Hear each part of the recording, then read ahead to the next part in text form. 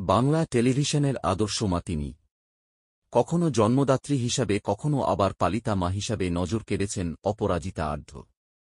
সাম্প্রতিক সময়ে চিনি একান্নবর্তীর মতো ছবিতেও মায়ের ভূমিকায় মন ছুঁয়েছেন অভিনেত্রী। বর্তমানে জল থুই থুই ভালোবাসায় কোজগরীর চরিত্রে অপরাজিতা আঢ্য। ৩ সন্তানকে নিয়ে ভরা সংসার তাঁর। কিন্তু বাস্তব জীবনে নিজের সন্তানের মুখে মা ডাক শোনার সুযোগ হয়নি টেলিপাড়ার এই সফল মায়ের। স্বামী অতনু হাজরার সঙ্গে সুখী দাম্পত্য অপরাজিতার। ২৬ বছরের বিবাহিত জীবন তাঁদের। বোমা হিসাবেও অপরাজিতাকে ১০-এ ১০ দেন তাঁর শাশুড়িমা। তবে সন্তানসুখ থেকে বঞ্চিত রয়ে গিয়েছেন এই দম্পতি। সন্তানের অভাব কতটা কষ্ট দেয় তাঁকে। মাতৃত্ব নিয়ে প্রথমবার মুখ খুললেন অভিনেত্রী।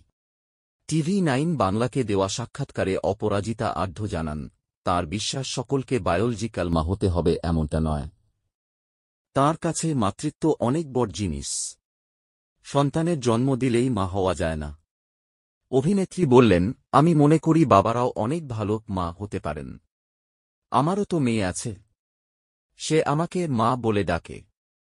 কেবল সে নয়, অনেকেই আমাকে মা বলে ডাকে। তাই জীবনে কোনো ঘাটতি নেই।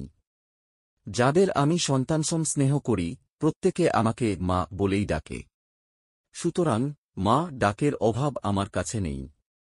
অপরাজিতার কাছের মানুষরা জানেন অভিনেত্রীর এই মেয়ের কথা। অপরাজিতার মেয়ের নাম গার্গী।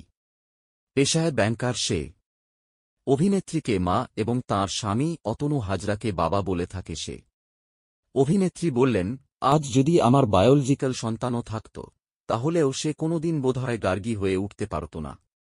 আমার স্বামী মাঝে 10 দিন হাসপাতালে ছিলেন, গার্গী কিন্তু টানা হাসপাতালে ছিল। অপরাজিতার বাপের বাড়ির পাড়ায় বাড়ি গার্গীর। তাঁর পরিবারের বাবা মা সকলেই রয়েছেন, তবুও অপরাজিতা তাঁর যশোদা মা। মা সিরিয়ালের ঝিলিক অর্থাৎ অভিনেত্রী শ্রীতমা ভট্টাচার্য অপরাজিতা আঢ্যকে অপামা বলে ডাকেন। অভিনেত্রী প্রিয়াঙ্কা ভট্টাচার্য অপরাজিতাকে মা বলেই ডাকেন। মাতৃত্ব বলতে কি বোঝেন অপরাজিতা? তার চোখে মাতৃত্ব হল একটা ইনস্টিংক্ট। তার পাল্টা প্রশ্ন, অনেক মেয়েদেরই বায়োলজিক্যাল সমস্যা থাকতে পারে, কিন্তু তাই বলে কি তিনি মা নন?